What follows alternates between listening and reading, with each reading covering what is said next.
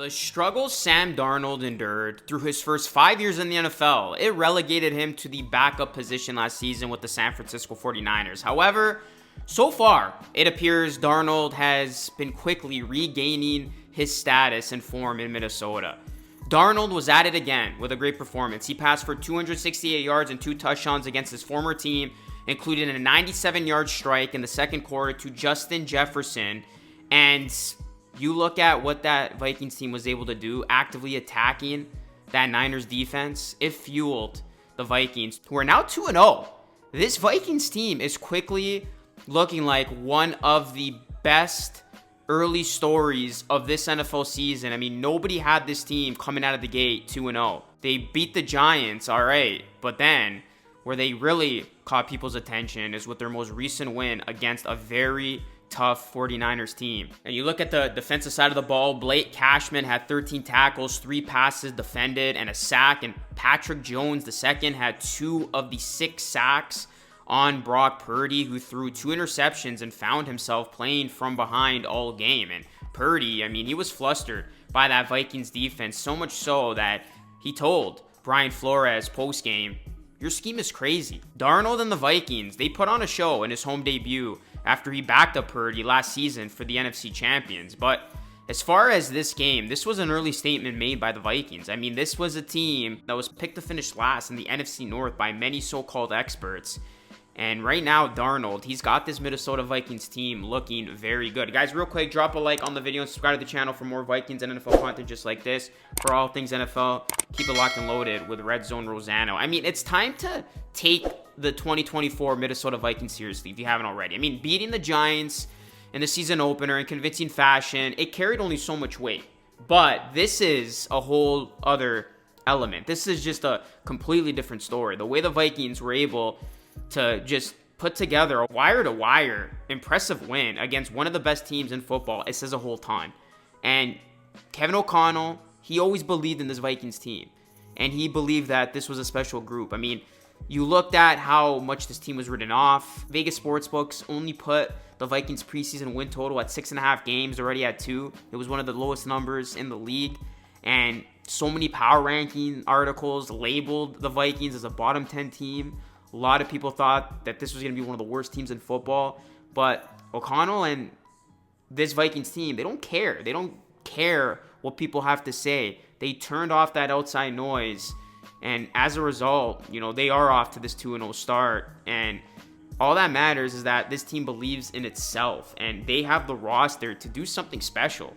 And this is what O'Connell said after the game, and I quote, "I love this team. It takes a result sometimes for people to see it and understand that. I'm most proud of what led into this football game. There's a lot of individual performances we could talk about, but this was the epitome of building a football team with a mindset through many, many months ago of what we wanted to play like, how we want to battle, and ultimately how we want to come together and find a way to win a football game," close quote. And after declining to match the Falcons' top bid for Kirk Cousins in March, the Vikings, they signed Sam Darnold to be their bridge to their rookie quarterback who they knew they were going to draft. And that rookie is J.J. McCarthy, who is going to be out for the season. So as far as 2024 goes, it's Darnold's show. It is his opportunity to really take this thing and run with it. And so far, he's done just an absolutely fabulous job winning these first 2 football games with the Vikings. And you look at Darnold, I mean, through the first 2 weeks, the former number 3 overall pick, he's displayed what O'Connell and the Vikings saw when they decided to bring him in. Darnold threw 2 more touchdowns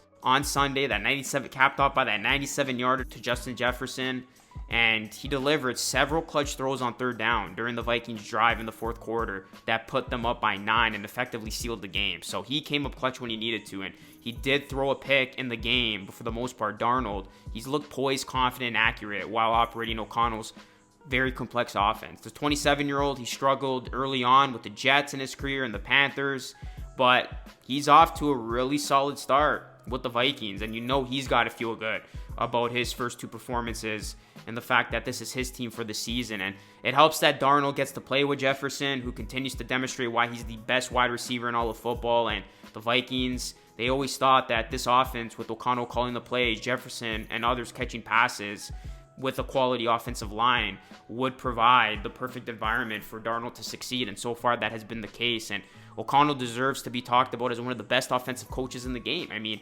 this is an offense that has looked really good, and the same is true for Brian Flores, among the best defensive coaches. I mean, his group came to play, and it was the second consecutive week that this Vikings defense looked good, as the 49ers, they moved the ball effectively for much of the game, but the Vikings defense forced 2 takeaways and recorded 5 sacks while holding the Niners to just 2 of 10 on third downs and 1 of 3 on fourth down. So this is a deep defense that looks like one of the league's best so far. It's an underrated group of newcomers that has fit in perfectly so far. You know, Blake Cashman, Andrew Van Ginkel, you got Jonathan Greenard, 3 of the Vikings' first additions in free agency this year, combined for 19 tackles, 3 sacks, and 4 pass breakups against the 49ers. So with this roster and this coaching staff, the defense playing how it's been, the Vikings, they should be viewed as a legitimate playoff threat in the NFC. I know it's early to be talking about that and to be saying those words, but this is a team that looks good out of the gate. They never trailed on Sunday